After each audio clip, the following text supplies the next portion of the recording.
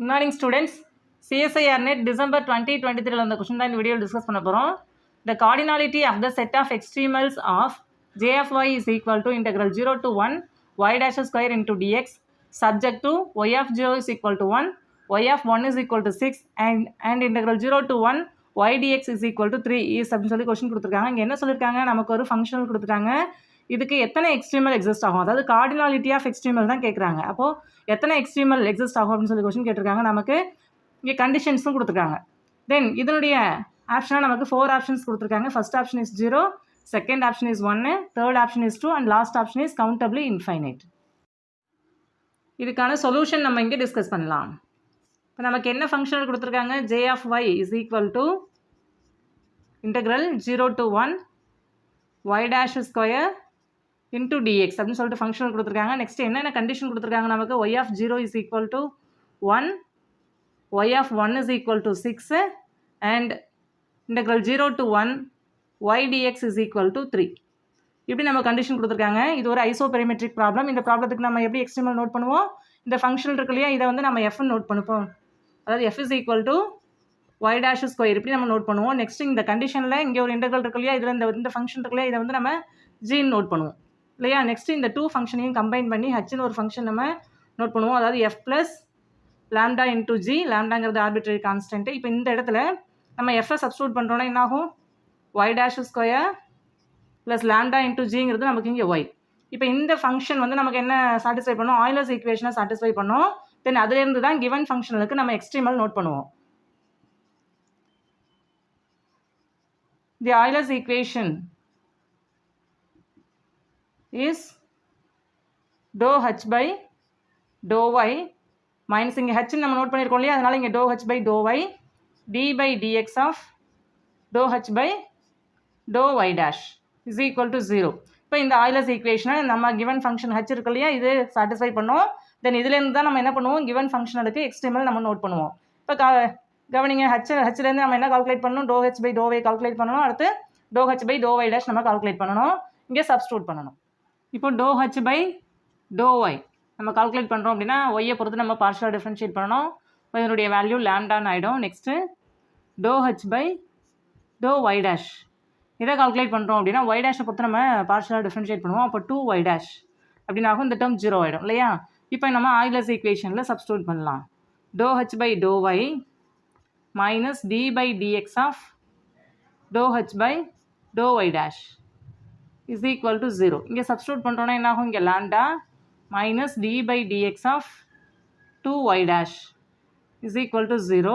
Next lambda நம்ம right hand side mark பண்ணுறோம் அப்படின்னா d by dx of 2y dash அப்படின்னு ஆகும். நமக்கு ரைட் ஹேண்ட் சைடு நமக்கு மைனஸ் லாம்டான்னு ஆகும். இந்த மைனஸ் மைனஸ் கேன்சல் ஆகிடும். இங்கே 2 கான்ஸ்டன்ட்லேயே அதை நம்ம நோட் பண்ணிக்கலாம்.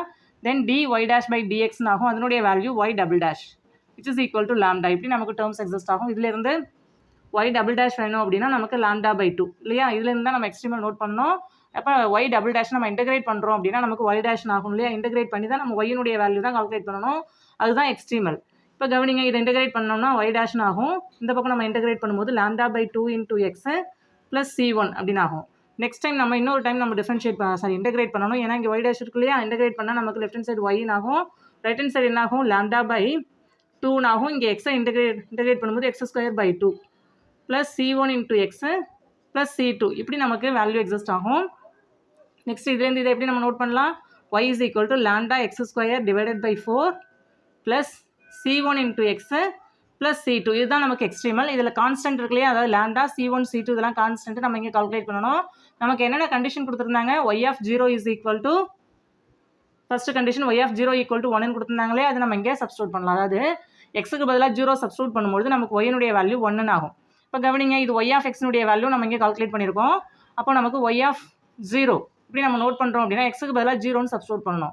அப்போ நமக்கு ரைட் ஹேண்ட் சைடும் எக்ஸுக்கு பதிலாக 0ன்னு சப்ஸ்டியூட் பண்ணால் இந்த டேர்ம் 0 ஆகும், இந்த டேர்ம் 0 ஆகும். இங்கே c2 இந்த வேல்யூ மட்டும் நமக்கு இங்கே எக்ஸிஸ்ட் ஆகும். இப்போ y of 0வோட வேல்யூ நமக்கு என்னன்னு தெரியுது, ஸ்டேட்மெண்ட் படி 1ன்னு தெரியுது.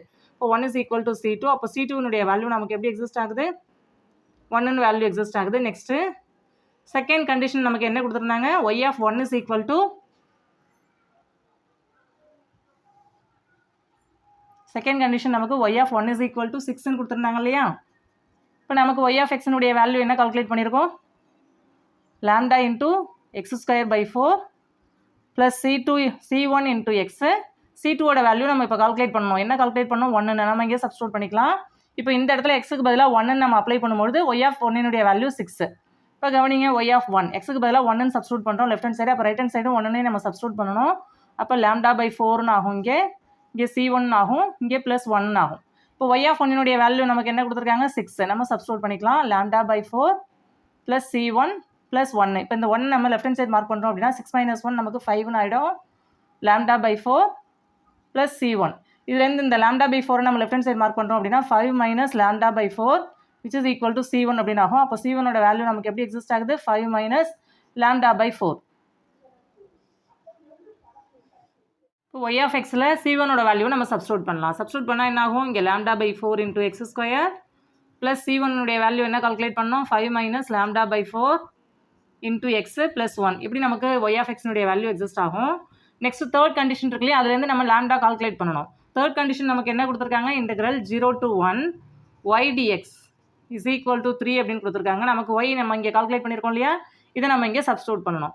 இப்போ இன்டெக்ரல் 0 to 1 yனா நமக்கு lambda by 4 into x square plus 5 minus lambda by 4 into x plus 1 into dx which is equal to 3 அப்படின்னு கொடுத்துருக்காங்க.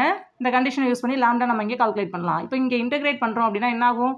இங்கே lambda by 4 constant X square integrate பண்ணால் x cube by 3 இப்படி நமக்கு வேல்யூ எக்ஸிஸ்ட் ஆகும். Next இங்கே 5 minus lambda by 4 வந்து நமக்கு கான்ஸ்டன்ட்டு, எக்ஸை இன்டெகிரேட் பண்ணும்போது x square by 2 ஆகும்.